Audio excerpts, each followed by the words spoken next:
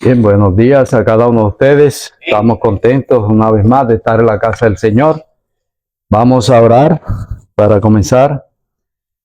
Padre y Dios Todopoderoso, gracias te damos, Señor, por tu amor, por tu misericordia. Señor, en este momento imploramos tu presencia a través de tu Espíritu que ya ha estado en nosotros y que nos ayude, Señor, a tener una comunión estrecha contigo.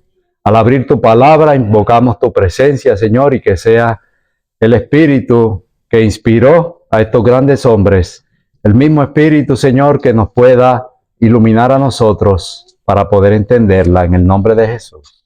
Amén. Bien, vamos en esta mañana, vamos a estar en el libro de Primera de Reyes. Entonces, con esto en mente, vamos a tener una alabanza por Valentina.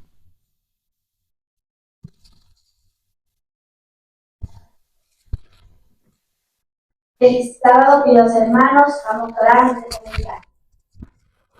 Padre nuestro, Señor, que estás en los cielos, Señor, que Dios en este día para ti, Señor, que te cante con gozo y alegría. Jesús,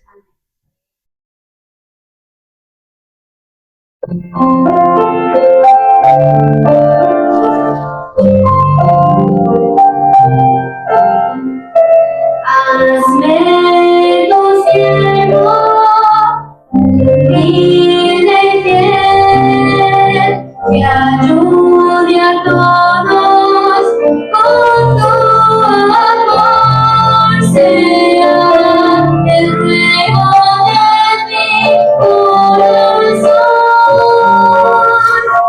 Hazme tu siervo, quiero escucharte y obedecerte, Señor. Amén.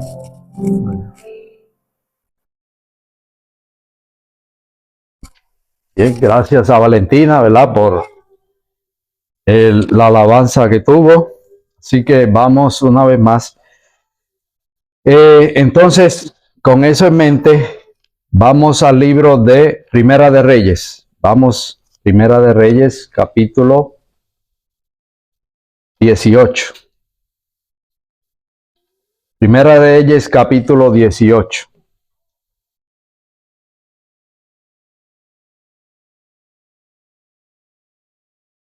¿Lo tenemos? Amén. Voy a leer el texto, voy a leer el verso 30. Primera de Reyes 18, 30. Dice de la siguiente manera. Entonces dijo Elías a todo el pueblo, acercaos a mí, y todo el pueblo se le acercó, y él arregló el altar de Jehová que estaba arruinado. Entonces, la pregunta era, ¿cómo estaba el altar? Estaba arruinado. Dice el texto, dice que el altar de Jehová estaba ¿cómo?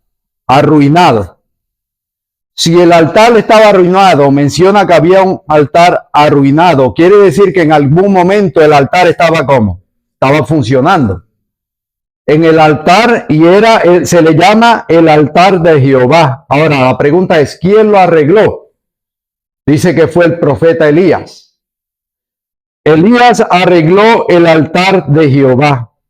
Entonces, la pregunta que hicimos fueron, la primera es, ¿para qué se utilizaba el altar de Jehová?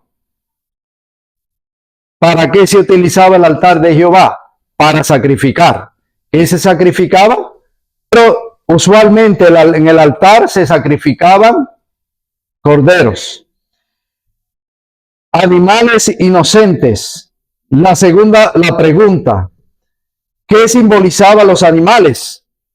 Y vimos, la palabra de Dios es muy clara, que simbolizaba al Hijo de Dios. ¿Y quién dio al Hijo de Dios? Es la siguiente pregunta. ¿Quién dio al Hijo de Dios? Según Juan 3:16, según Primera de Juan 4:9 y según Romanos 8:32, dice que fue su Padre. ¿Ok? ¿Qué es lo que el altar de Jehová en realidad entonces representaba? Tomando esas preguntas, las cuales contestamos, es el acto de amor y sacrificio supremo del Padre demostrado en dar a su Hijo unigénito. Entonces, cuando vemos la escena en el cual Dios llama a un profeta, al profeta Elías, para edificar un altar, y el altar estaba derribado, ¿y dónde se estaba ocurriendo esa escena? En el Monte Carmelo. ¿Quiénes estaban allí reunidos? Los profetas de Baal. ¿Estaban quiénes? El pueblo de quién? El pueblo, supuestamente el pueblo de Dios, que había seguido y había dejado ¿qué? Al Dios verdadero. Entonces, vemos que entonces Elías llama a todo el pueblo y es interesante porque le dice, acercaos a mí. O sea, Elías quería enseñarle algo. No solamente decirle, sino que Elías empezó a ¿qué? A construir, a edificar el altar. Un altar que antes estaba en funcionamiento y ahora estaba en ruinas. Entonces, ese altar, como podemos ver, fue derribado, se construyó un nuevo altar.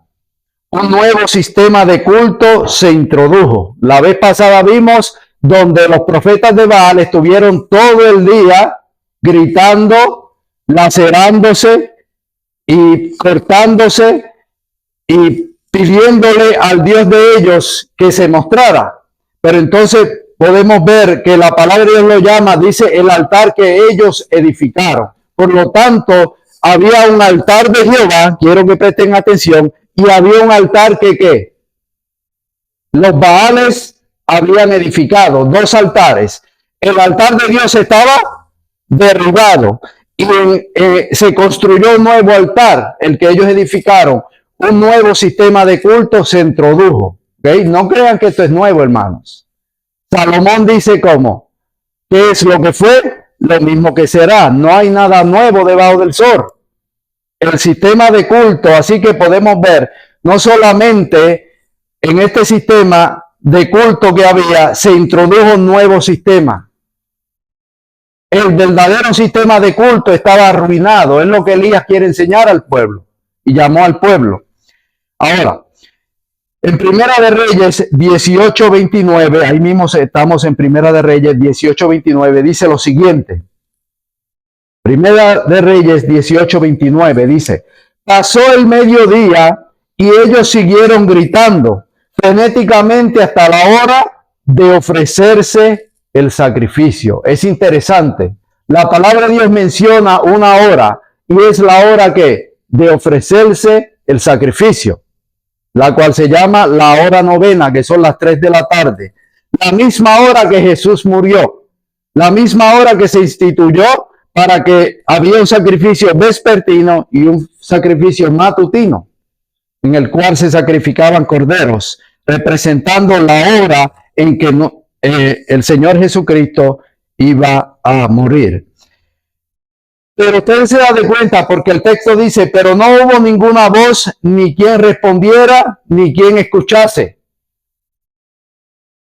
¿Okay? Ellos estaban adorando en un altar, pero en ese altar no había un Dios que escuchara, porque era un altar que falso, un altar que ellos habían construido. Ahora, es el turno de Elías y él comienza a reparar el altar justo a tiempo del sacrificio de la tarde, y esto es significante. O sea, presten atención.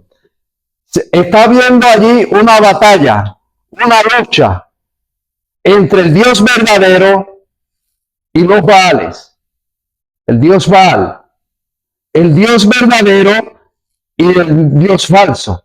Entonces, Dios llama a Elías ¿para qué? Para que restaure la verdadera adoración. ¿A quién? Al Dios verdadero.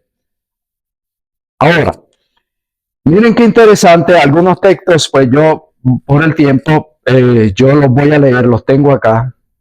En Oseas 4:6, un texto que conocemos, dice lo siguiente. Mi pueblo fue destruido porque le faltó conocimiento. Presten atención. Mi pueblo, el pueblo de Dios, dice que fue destruido porque le faltó ¿qué? Conocimiento. Ahora, miren qué interesante. ¿Cómo fue que le faltó ese conocimiento? Sigue el texto diciendo, por cuanto desechaste el conocimiento. Oh, ahora entendemos que no es que ellos no tenían conocimiento, sino que el conocimiento que se le dio, ¿qué sucedió? Ellos lo desecharon. Y sigue diciendo, por cuanto desechaste el conocimiento, yo te echaré del sacerdocio, y porque olvidaste la ley de tu Dios, también yo me olvidaré de tus hijos. Ahora, la pregunta que vamos a hacer es, ¿qué clase de conocimiento era desechado por el pueblo? Dice que el pueblo desechó un conocimiento, no tenemos que ir muy lejos. Leímos Oseas 4:6. Ahora, el mismo Oseas nos contesta. Vamos al versículo anterior, a unos versículos anteriores, Oseas 4:1. Oseas 4:1 dice lo siguiente. Recuérdese que la pregunta es, ¿qué clase de conocimiento era desechado por el pueblo? Fue el que el pueblo desechó. Dice Oseas 4:1. Oíd palabra de Jehová, hijos de Israel, porque Jehová contiende con los moradores de la tierra, porque no hay verdad, ni misericordia, ni conocimiento de qué, de Dios en la tierra. Ahora pregunto, ¿cuál fue el conocimiento que el pueblo desechó?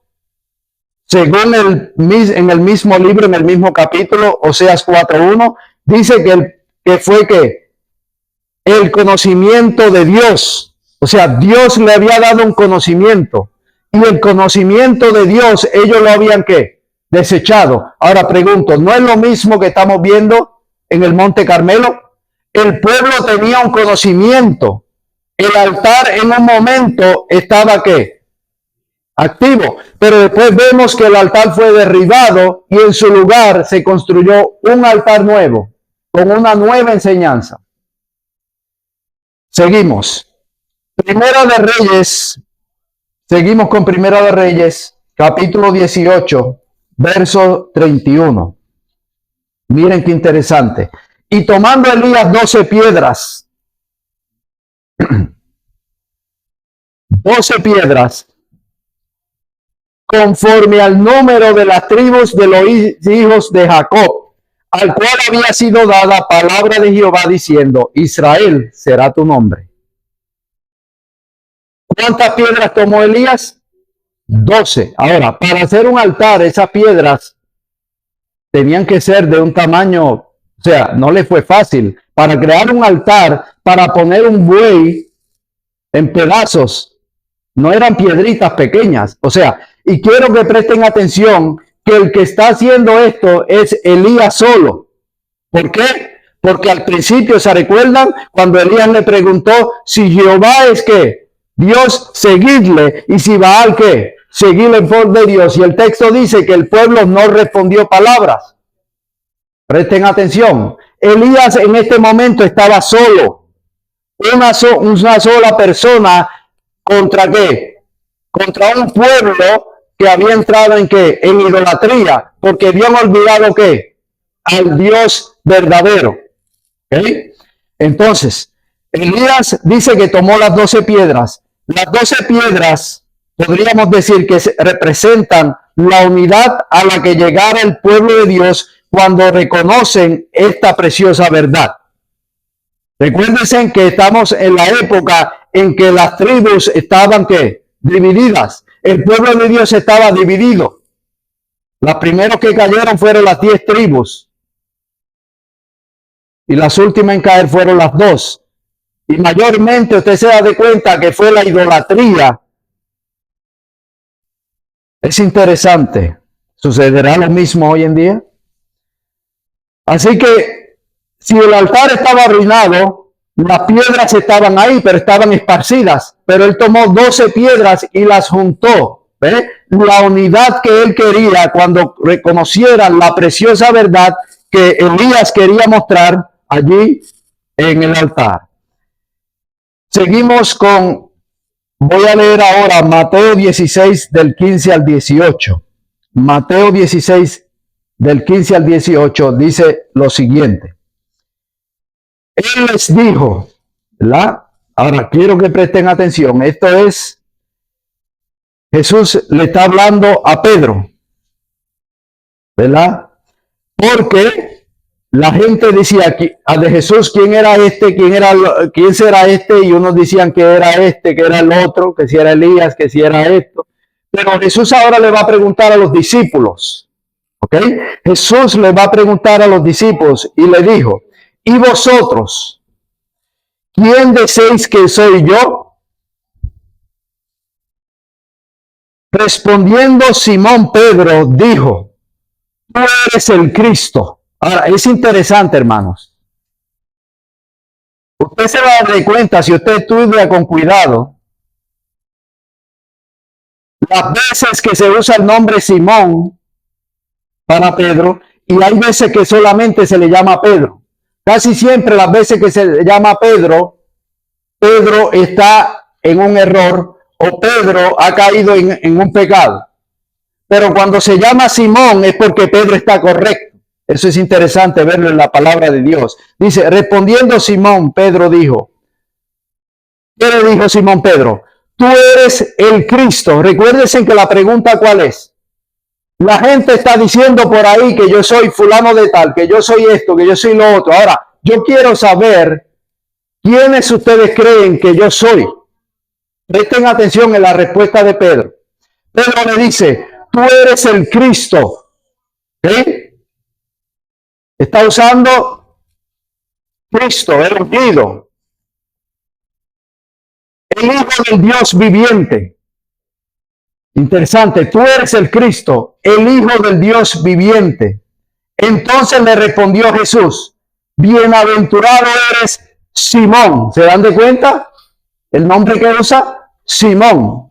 Bienaventurado, ¿qué? Eres Simón, dichoso, feliz. ¿Quién le está diciendo esas palabras? Cristo, Jesús, le está diciendo a Pedro.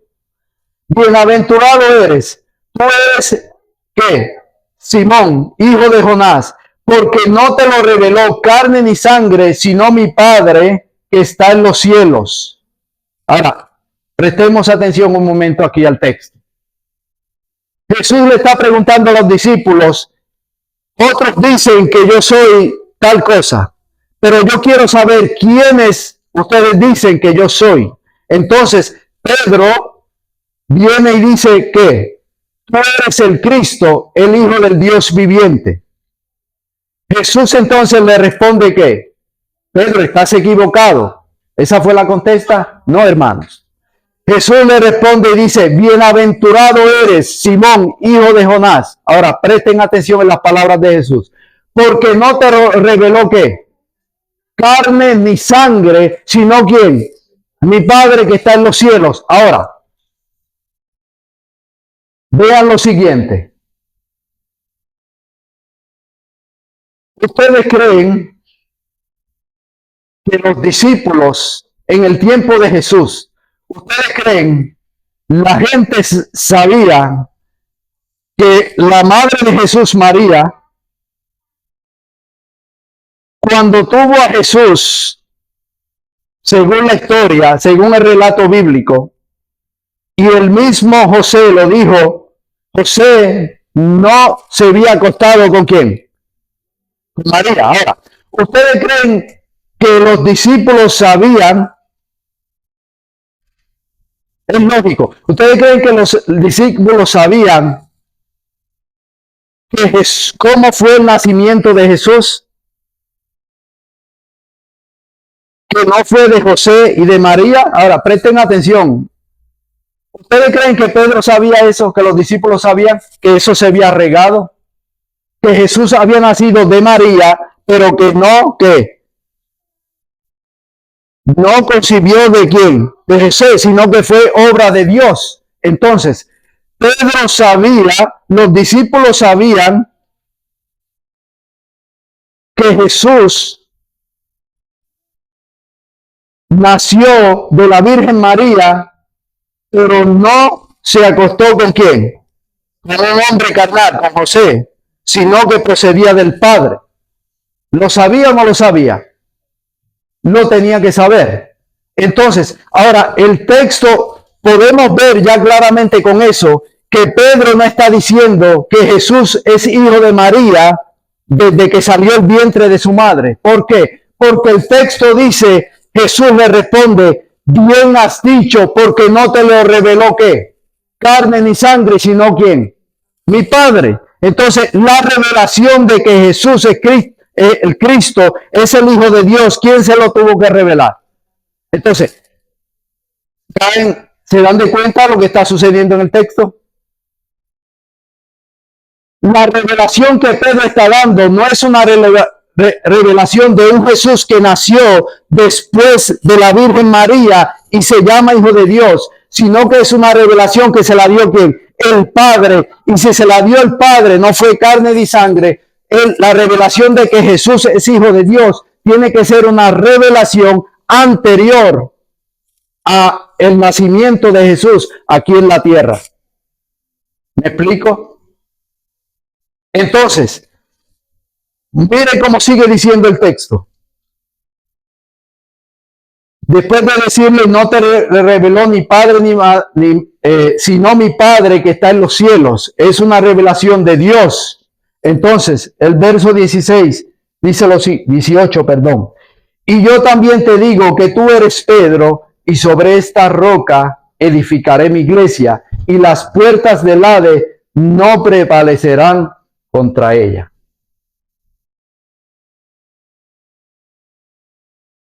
Jesús le dijo, ¿cómo? Sobre esta roca, ¿verdad? Y eso una vez lo mencionamos acá. Pero pueden haber dos posibles interpretaciones. Pero sí sabemos que la roca no es Pedro, es Cristo. Porque la palabra de Dios, usted se da de cuenta que siempre dice que Jesús es la piedra angular. Ahora, las dos interpretaciones que pueden haber es que Jesús, lo usualmente que se dice, le dijo a Pedro, tú eres Pedro, y él mismo, a él lo común que se dice, y sobre esta roca, o sea, él mismo Jesús, la iglesia será edificada. Pero la otra interpretación que yo creo, en mi humilde opinión, que puede ser más posible, es que Jesús le está diciendo, tú eres Pedro, y sobre esta roca, ¿cuál roca? Lo que se vino hablando anteriormente, la confesión de Pedro, tú eres el Hijo de Dios. Sobre esta roca, sobre esta confesión de que tú eres el Hijo de Dios, de que no te reveló carne ni sangre, sobre esta revelación de que tú eres el Hijo de Dios, sobre esta revelación se va a ¿qué? Edificar ¿qué? La iglesia. Entonces, se están dando de cuenta por qué Elías está llamando al pueblo a edificar el altar. ¿Y por qué escoge 12 piedras? Es interesante el paralelo. Y yo también te digo que tú eres Pedro, y sobre esta roca edificaré mi iglesia, una eclesía, una congregación, donde hayan aquellos reunidos en el nombre del Señor. Es ahí, hermanos, porque a veces creemos, y ustedes dirán, pero, por ejemplo, somos pocos. Y hay tantas iglesias, usted dice, wow, pero allá tienen este templo y la iglesia está así. Pero el Señor dice aquí, sobre mi iglesia, sobre la eclesía, la congregación, donde se estén congregando en mi nombre, y las puertas del Hades no prevalecerán contra quién, contra ella. Ahora, a pesar de que el reino estaba dividido, y este es el mensaje de Elías, el Señor tenía una lección espiritual para su pueblo. Había una lección espiritual. Él también tiene una lección para nosotros hoy. Miren cómo dice el deseado de toda la gente, página 380. Dice lo siguiente: la verdad que Pedro había confesado es el fundamento de la fe del creyente. ¿Se dan de cuenta? Porque yo creo que sobre la confesión de Pedro es que está diciendo sobre esta iglesia, la confesión, ¿cuál confesión? ¿De que qué? De que Jesús es el Hijo de Dios. Vuelvo y recalco la cita, deseado de toda la gente 380. La verdad que Pedro había confesado es el fundamento de la fe del creyente. ¿Cuál es el fundamento de la fe del creyente? La confesión que Pedro había expresado. ¿Cuál es el fundamento, la confesión que Pedro expresó? Tú eres el Cristo, el Hijo de Dios. Entonces, podemos sacar y diluir de esto ¿cuál es el fundamento de la fe? Que Jesús es el Hijo de Dios. Ahora, ¿se dan de cuenta por qué Elías llama a construir el altar? ¿Cómo puede usted declarar que el Hijo de Dios es el fundamento de su fe, cuando ni siquiera cree que Jesús es el Hijo, sino un miembro coeterno de la Trinidad que ha tomado el rol de un hijo? ¿Se dan de cuenta la importancia y la implicancia que tiene? Porque este es el fundamento de la fe. Efesios 4, del 13 al 14, dice lo siguiente: hasta que todos lleguemos a la unidad de la fe. Miren el paralelo. El pueblo, allá con Elías, el pueblo estaba como, no había unidad. El altar estaba ¿qué? Derribado. Elías lo llamó porque quería unirlo, pero la unidad tenía que ver con el altar, con algo que sucedía allí. Dice Efesios nuevamente, hasta que todos lleguemos a la unidad de la fe y del conocimiento del Hijo de Dios. Interesante. La unidad de la fe está ligada al conocimiento del Hijo de Dios, y un varón perfecto a la medida de la estatura de la plenitud de Cristo, para que ya no seamos, mira cómo sigue diciendo, para que ya no seamos niños fluctuantes, llevados por doquiera de todo viento de doctrina, por estratagema de hombres que para engañar emplean con astucia las artimañas del error. El texto es claro. El que está engañado hoy en día, hermanos, es porque se deja engañar. No hay por qué el pueblo de Dios a esta altura, teniendo la palabra de Dios, teniendo lo que se llama los escritos inspirados, y pueda estar ¿qué? Engañado. El texto es demasiado claro y no quiero abarcar, vamos a seguir ahí, pero es interesante porque dice que todos lleguen a la unidad, lo que Elías quería hacer. El mensaje de Elías no es para rechazar, es para unificar, pero hay algo en el mensaje de Elías, que es lo que estamos viendo, hay algo que es lo único que va a unificar el cuerpo de Dios. Y ese algo es sobre la confesión que hizo Pedro.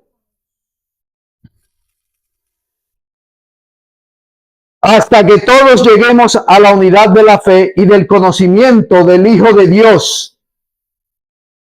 Interesante.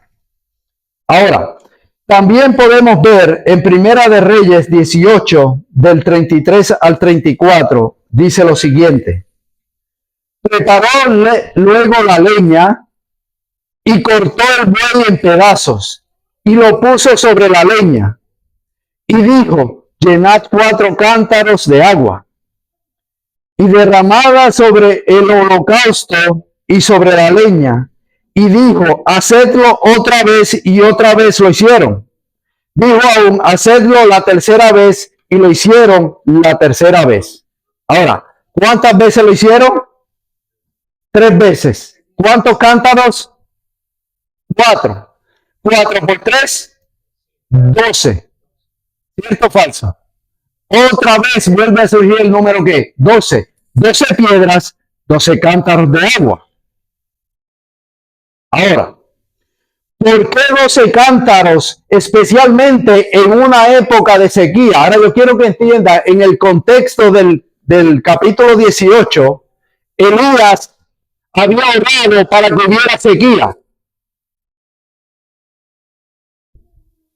El pueblo de Dios estaba en sequía.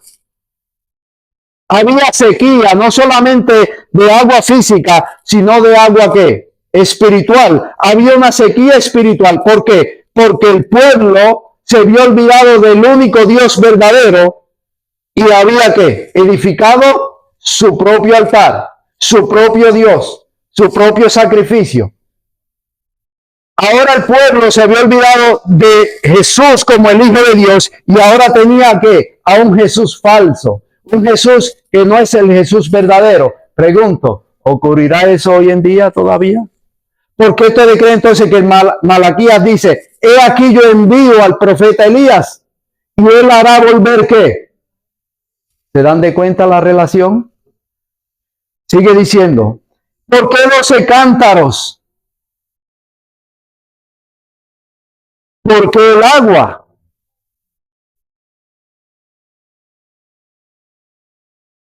¿Qué hace usted cuando quiere detener un incendio? Pregunto. Para apagar un fuego, ¿qué usan los bomberos? Agua. ¿El agua y el fuego mezclan? No. De igual manera le fue permitido al pueblo. Ahora quiero que ustedes entiendan algo. El altar, todo lo que se hizo respecto al altar, ¿quién lo hizo? Elías solo. Pero ahora el pueblo se le pide una participación. ¿Cuál es la participación? Que le echen agua. ¿Para qué se usa el agua? Es interesante. ¿Y quiénes son los que echan el agua? El pueblo que se había olvidado de su Dios. Permitiéndole al pueblo de Israel saturar el altar con agua, esto simboliza, podríamos decir, la obstinada resistencia del pueblo a la voluntad de Dios. El nivel de apostasía y resistencia que existía entre ellos. El pueblo le echó agua. Lógicamente, si le echaba agua, se supone que ¿qué? No encendieran. ¿Quién hizo eso? El pueblo. Resistencia.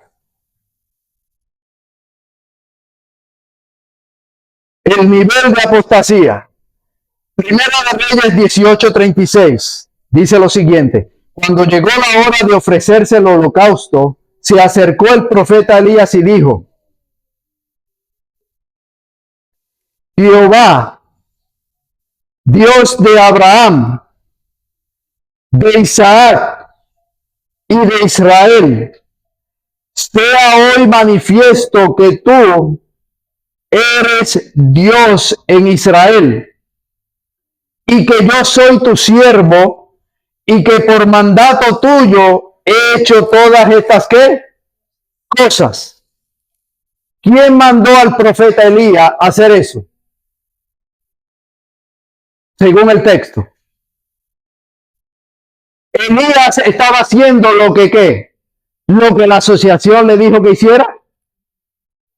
Lo que el que está por encima dice que hiciera. ¿Qué dice el texto? Lo que Jehová le mandó que él hiciera.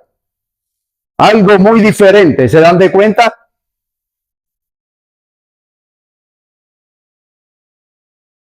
Y vamos a ver ahorita algo más en este texto. Pero es interesante porque Elías llama y dice Jehová. Y dice Dios de Abraham, Dios de Isaac y de Israel. Sea hoy manifiesto, presten atención, que tú eres ¿quién? Dios. El mensaje de Elías era para hacer un llamado a Israel de salir de la idolatría a la adoración del verdadero Dios. ¿Está claro o no está claro, hermano? En Primera de Reyes 18, ahora el verso 37 dice lo siguiente: respóndeme, Jehová, respóndeme. Presten atención. ¿Para qué quería Elías que Jehová le respondiera? El Yahvé, el Eterno, uno, el único, para que conozca cuál era el problema. Mi pueblo pereció por falta de conocimiento. Pero el conocimiento era porque no se le había enseñado, no, sino porque había rechazado lo que creían sus padres. Interesante. Respóndeme para que conozca este pueblo. La pregunta es, ¿que conozca qué? Sigue diciendo, que tú, pregunto, ¿hay un plural ahí? Uno, tú, singular, oh Jehová, eres el Dios. Y que tú, estás repitiendo algo, estás siendo enfático, Elías, en la oración. Voy a leer nuevamente el verso 37. Respóndeme, Jehová, respóndeme, para que conozca este pueblo que tú, Jehová, eres el Dios. ¿Se vio olvidado el pueblo del Dios? ¿Del Dios verdadero? Se vio olvidado. ¿Se ha olvidado hoy en día la cristiandad del pueblo verdadero? Se ha olvidado. Y que tú vuelves el corazón a ti, el corazón de ellos. Pregunto, ¿era un mensaje de condenación? No, era devolver el corazón. ¿A quién? Pero para eso tenía que edificarse ¿qué? Un altar.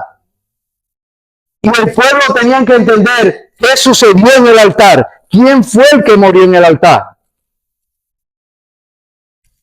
La hermosa verdad del Evangelio brilla desde el Monte Carmelo. El Monte Carmelo. ¿Brilló la verdad en el Monte Carmelo? En el Monte Calvario. ¿Quién murió? Pregunto yo. ¿Otro Dios o el Hijo de Dios? ¿Brilló la verdad en el Monte Calvario? ¿Se dan de cuenta? La hermosa verdad del Evangelio brilla desde el Monte Carmelo. Contemplando el altar restaurado, sus mentes habían regresado de nuevo a la promesa del pacto que Dios había hecho con sus padres.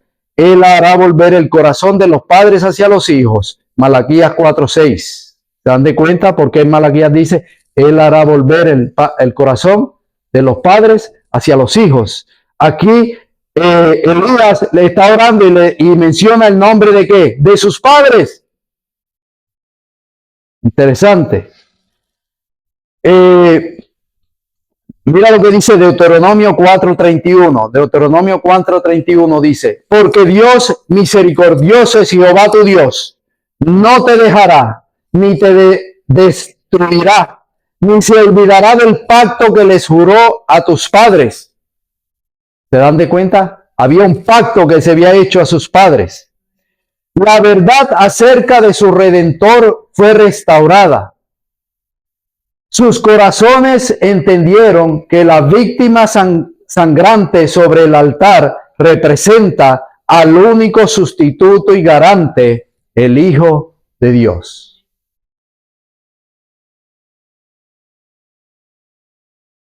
Primera de Juan 4, del 9 al 10. Primera de Juan 4, del 9 al 10, dice lo siguiente. En esto se mostró el amor de Dios para con nosotros, en que Dios envió a su Hijo unigénito al mundo. Dios envió ¿a quién? Si envió a su Hijo, era porque tenía ¿qué? Un hijo. ¿En qué se muestra el amor de Dios?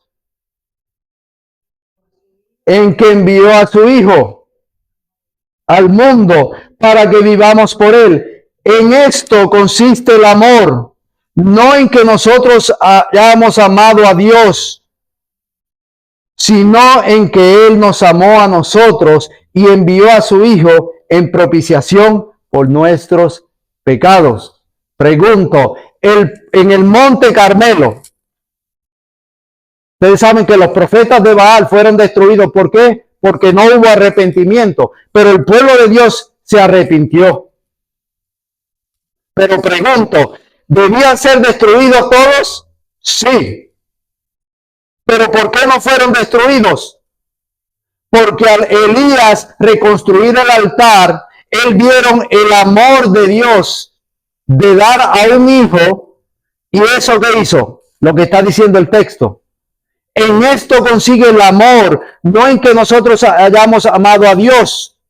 Recuérdense que el pueblo en ese momento no estaban amando a Dios, pero aún así Dios envía ¿qué? A un profeta, a Elías. ¿Para qué? Para traer de vuelta el corazón ¿a quién? Al Dios verdadero. Que reconozcan quién es Dios y quién es su Hijo Jesucristo. Sino en que Él nos amó a nosotros y envió a su Hijo. Otra vez lo dice. Elías se dirige a su Dios como Jehová, Dios de Abraham, de Isaac y de Israel. En el versículo 36. Ahora, miren qué interesante. ¿Por qué el Dios de Israel y no de Jacob?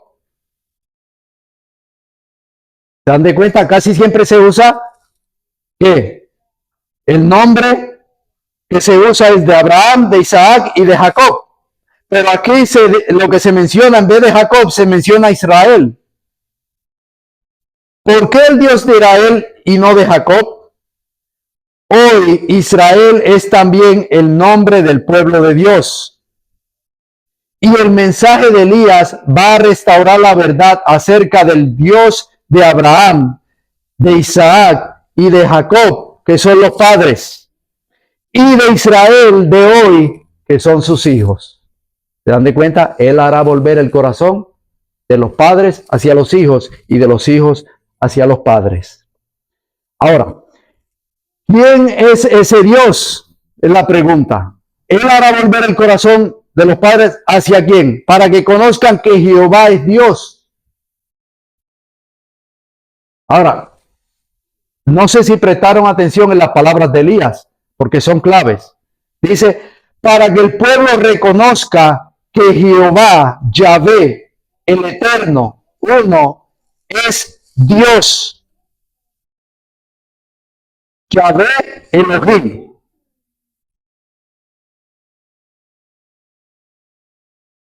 Dice, según Hechos 3:13, miren lo que dice. ¿Quién es ese Dios? Miren lo que dice la palabra de Dios. En Hechos 3:13 dice, el Dios de Abraham, de Isaac y de Jacob. Pregunto, en Hechos se está hablando de cuál Dios, el mismo que Elías está llamando y restaurando el verdadero Dios. Dice, el Dios de Abraham, de Isaac y de Jacob, el Dios de nuestros padres. La pregunta que estamos tratando de ver, ¿quién es ese Dios? Porque la cristiandad dice que Dios es plural, Padre, Hijo y Espíritu Santo. Pero ¿qué dice la Biblia en Hechos? El Dios de Abraham, del Antiguo Testamento, el cual se le llama Elohim, el que se lo llama Yahvé, el Dios, ese Dios de nuestros padres, ha glorificado a su Hijo Jesús. Oh, entonces en el texto estamos viendo que el Dios de Isaac, ¿de quién más? De nuestros padres, de Abraham, de Isaac y de Jacob, ese Dios ha glorificado ¿a quién? Pregunto entonces, ¿es un Dios plural? ¿O está haciendo una diferencia? ¿El Dios ha glorificado a quién? ¿Está claro, hermanos? Estamos concluyendo. La oración de Elías es que el pueblo conozca que Jehová es Dios. Si ya ustedes vieron, por eso dijo, respóndeme Jehová, respóndeme, para que este pueblo conozca que tú eres el Dios. La oración de Elías es que el pueblo reconozca que Jehová es Dios, según Primera de Reyes 18:37. Miren qué interesante. La última oración pública de Cristo, la de Elías es que, ¿se recuerdan? Para que este pueblo conozca que tú eres el Dios. La última oración pública de Jesús, ¿cuál fue?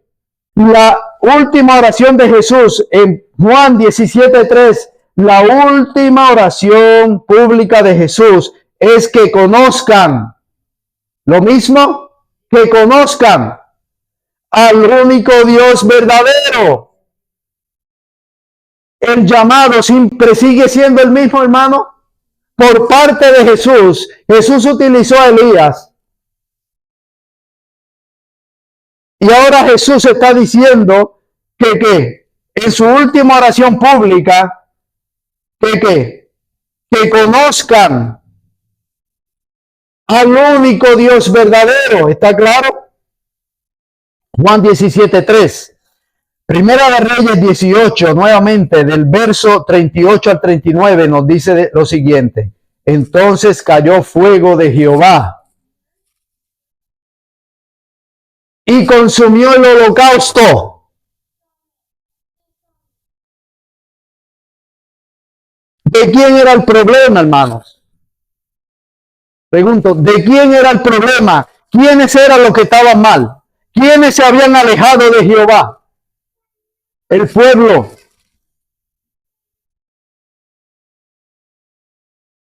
¿Se dan de cuenta por qué en el Monte Carmelo podemos ver el Evangelio? El fuego debía de caer sobre ¿quiénes? El fuego debía de caer sobre ti y sobre mí. Pero ¿qué vemos aquí? Vemos el Evangelio en el Monte Carmelo. De un padre que entrega a un hijo. ¿Se dan de cuenta por qué la importancia de Elías de restaurar el altar?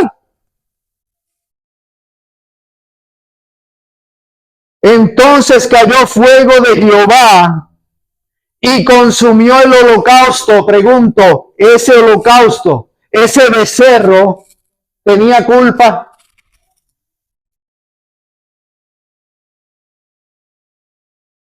¿Tenía culpa el Hijo de Dios?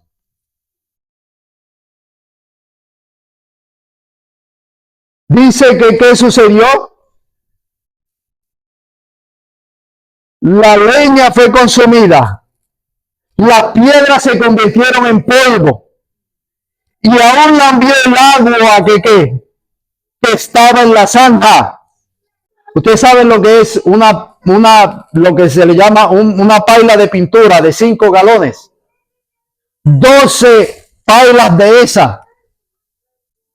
Y dice que no solamente, ¿qué hizo? Consumió el holocausto, lamió las piedras, la leña, el altar fue destruido, lamió las piedras, las hizo polvo y toda el agua que había caído alrededor. ¿Qué pasó? La resistencia que había del pueblo de Dios, ¿qué pasó? ¿Se dan de cuenta lo que puede hacer Jehová? Hay personas que pueden resistir el mensaje de Jehová. Así yo lo hice por mucho tiempo, hermanos. Esta verdad que yo conozco ahora del Padre y el Hijo, hermanos. Esta verdad yo la había oído muchos años atrás, más de 10 años atrás, y la rechazaba, le echaba agua, la resistía porque no entendía. Pero Jehová abrió mi mente y al yo leer las Escrituras me di de cuenta que este es el mensaje verdadero. Es el mensaje que creían nuestros pioneros. Es el mensaje que creían los apóstoles, que predicaron el apóstol. Es el mensaje que predicó Elías. Es un mensaje que hoy en día se le quiere echar agua, se le quiere apagar, pero ¿saben qué? No van a poder, porque Dios va a lamer el agua. El mensaje va a penetrar y va a seguir penetrando, porque es un mensaje de Dios, es un llamado de Dios por Elías. Y la pregunta es, ¿dónde están los Elías? Se pregunta, ¿pero qué está sucediendo? El mensaje no está llegando. El problema no está en el mensaje. El problema está en los Elías. Tú eres el Elías. Yo soy el Elías. Dios nos está haciendo un llamado a restaurar el altar de Jehová. Y mientras yo tenga vida y quede algo en mí, le pido al Señor, ayúdame a restaurar el altar, Señor. Porque esta verdad es preciosa. Cuando yo entiendo quién verdaderamente es Jesús, que es el Hijo de Dios y no otro ser coeterno como se nos ha enseñado, hermanos. En la mente el Evangelio se abre cuando yo he entendido lo que he entendido. Es tan simple que un niño lo puede entender. Y la filosofía que hace destruye el mensaje, creando cosas, por decir así, filosofía construyendo sobre filosofía y no sobre un así, dice el Señor. La pregunta es, ¿cuándo fue derramado el Espíritu Santo? ¿Cuándo fue derramado el Espíritu Santo? ¿Qué es símbolo del fuego? ¿Cuándo fue derramado en el mensaje de Elías? ¿Cuándo? Cuando Elías acabó de construir el altar, hizo el llamado. Entonces, ¿qué sucedió? Descendió fuego y destruyó el altar, las piedras, la leña, el agua fue consumida. ¿Cuándo? Cuando la verdad de que Jesús es el Hijo de Dios sea restaurada. No solo así, el poder de Dios no va a poder descender. ¿Por qué? Porque no hay unidad en el mensaje. Porque se han apartado del mensaje verdadero. Hechos 8, 34 al 37 dice, respondiendo el eunuco dijo a Felipe, miren qué lindo. Respondió el eunuco, dijo a Felipe, te ruego que me digas, ¿de quién dice el profeta esto y de sí mismo? Presten atención, hermanos. ¿De qué Felipe, el eunuco le dice a Felipe, miren la pregunta, ¿de quién dice el profeta esto? ¿De quién era que se estaba hablando? De Isaías 53, del siervo sufriente. Y él le pregunta a Felipe, le dice, ¿de quién dice el profeta esto? O sea, ¿de quién está hablando? ¿De sí mismo o de algún otro? Entonces Felipe le dice, abriendo su boca y comenzando desde esta escritura, miren qué lindo, le anunció el evangelio de Jesús. Presten atención, ¿cuál evangelio le mencionó a Felipe? El evangelio de Jesús. ¿Pero cuál evangelio? Seguimos. Y yendo por el camino, llegaron a cierta agua y dijo el eunuco, aquí hay agua. ¿Qué te impide que sea bautizado? Felipe dijo, miren qué interesante. El texto dice que Felipe le anunció el evangelio de Jesús. El eunuco había oído hablar de Felipe, el evangelio de Jesús. Ahora, ¿qué fue lo que Felipe entendió? Sigue diciendo el texto. Felipe dijo, si crees, ¿se dan de cuenta? El eunuco oyó el evangelio de Jesús. Y entonces le dice, ¿qué le impide ser bautizado? Entonces Felipe le dice, como que le quisiera decir, si crees, o sea, hay algo que te impide. Si no crees, no puedes ser bautizado. Pero hoy en día no importa si tú crees o no crees. como quiera, vamos a darte el chapuzón, porque yo tengo que apuntar nombres para enseñar a los de arriba que yo estoy ganando almas. Pero en realidad cuando yo leí esta cita y la medito, usted se va a dar de cuenta de algo. Felipe le anunció el evangelio de Jesús. Ahora, ¿cuál es el evangelio de Jesús? Porque se predica tanto de Jesús. Y aún muchas personas lo que dicen es no, que tenemos que predicar a Jesús. Pero la pregunta es, ¿cuál Jesús es el que se está predicando? ¿Es el Jesús coeterno con el Padre? ¿O es el Jesús, el Hijo de Dios? Porque en el texto vemos que Felipe le anuncia el evangelio. Entonces le dice, ¿qué me impide para que me bautice? O que tienes que dar diezmos, que tienes que guardar el sábado, o que tienes que creer en esto, que tienes que creer en lo otro. Pero el texto me está diciendo, Felipe dijo, si crees de todo corazón, bien puedes. Y respondiendo dijo, está claro, hermanos, ¿qué fue lo que el anuncio del evangelio que le dio el eunuco? ¿Cuál fue? Miren si él lo entendió, que Felipe le dice, si crees lo que te he hablado, pero que ese se cree. Entonces el eunuco, Felipe le dijo, si crees, y el eunuco le respondió, creo que Jesús es el Hijo de Dios. ¿Cuál es el evangelio, hermano? ¿Se dan de cuenta? Se predica un Cristo, pero es un Cristo falso. Y el Cristo verdadero, el Cristo que es el Hijo de Dios, un eunuco lo comprendió. Y los eruditos y teólogos no han comprendido que Jesús es el Hijo de Dios literal.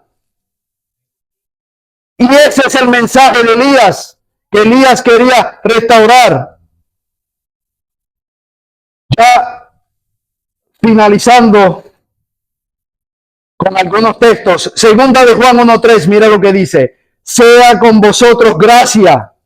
Miren qué interesante. Sea con vosotros gracia, misericordia y paz de Dios y Padre y del Señor Jesucristo, Hijo del Padre.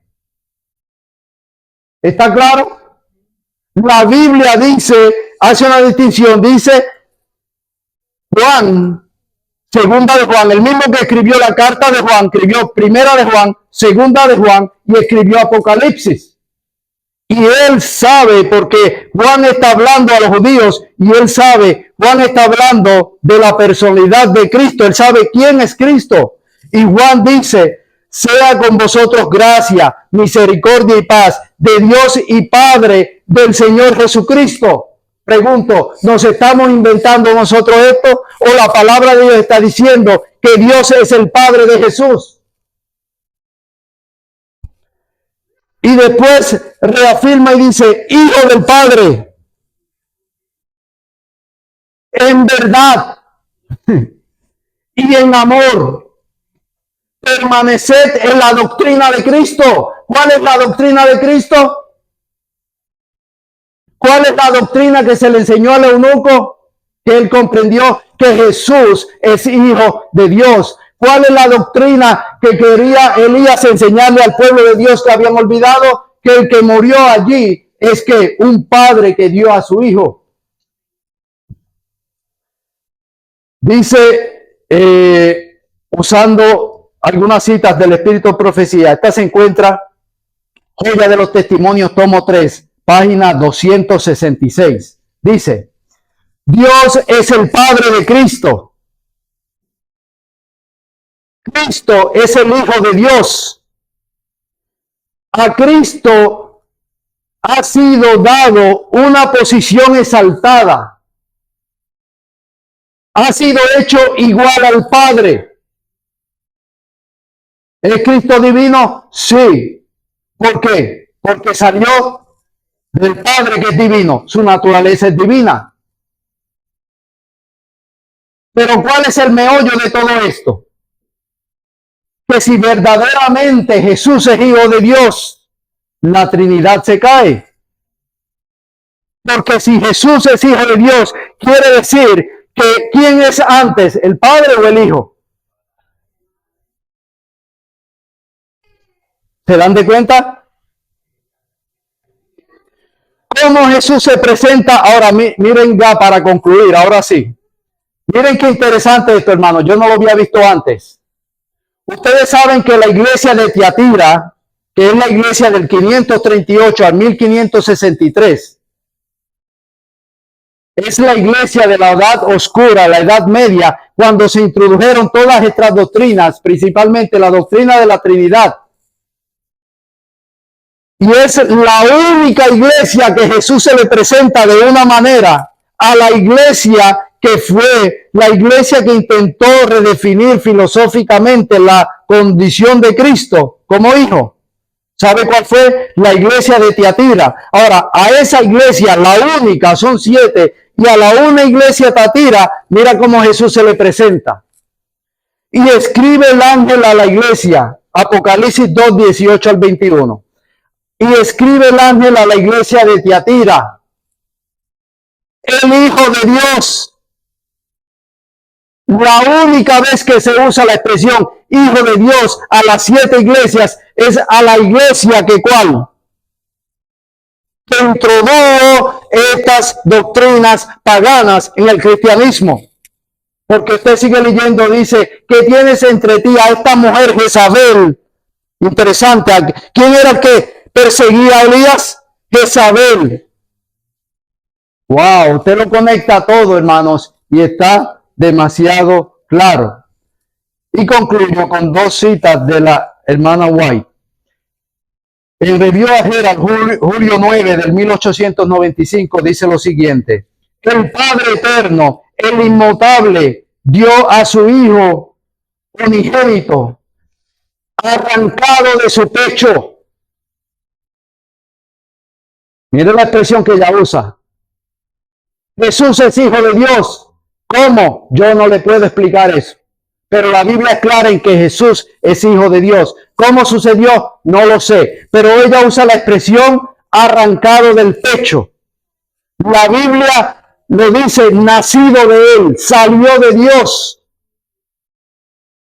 Aquel que fue hecho en la misma expresa de su persona y lo envió a la tierra para revelar cuánto amaba a la humanidad.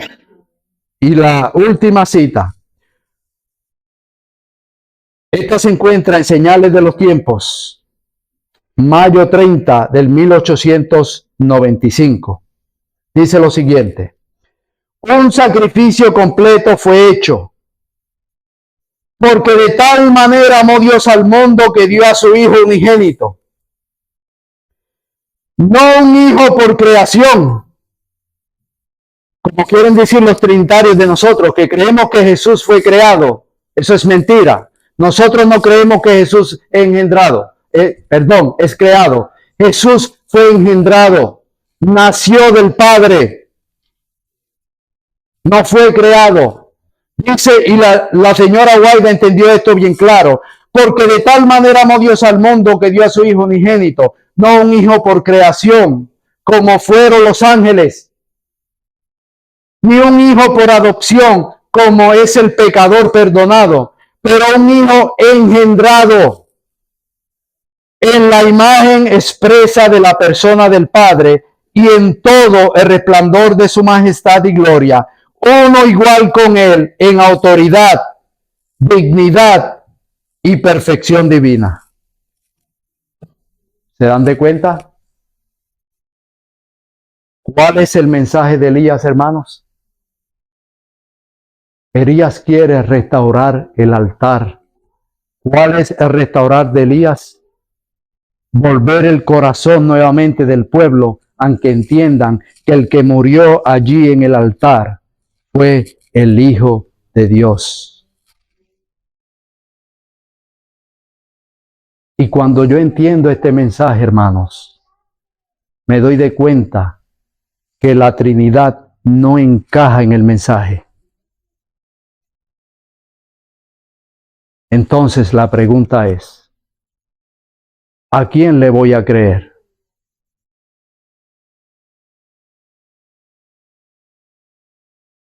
La palabra de Dios es clara y contundente y no leí.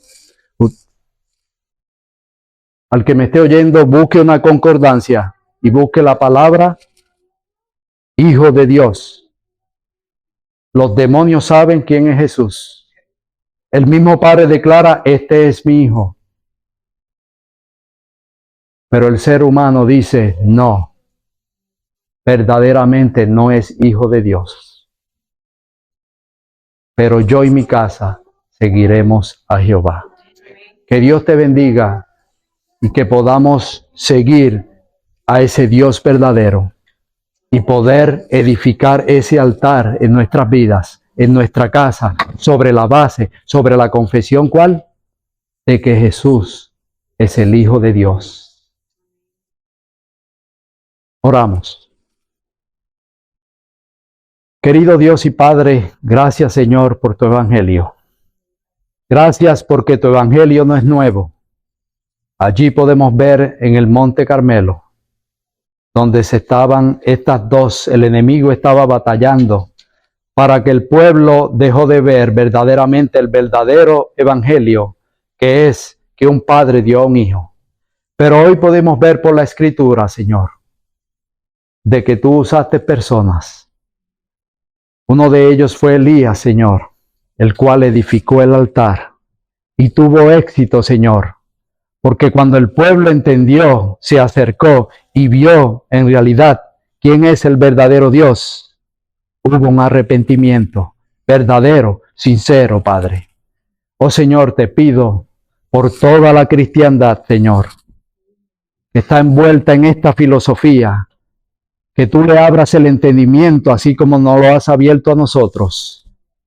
Y rogamos por ellos, Señor, por la corporación, Padre. Ayúdalos a entender, porque no es un mensaje de condenación, es un mensaje que entiendan verdaderamente quién tú eres.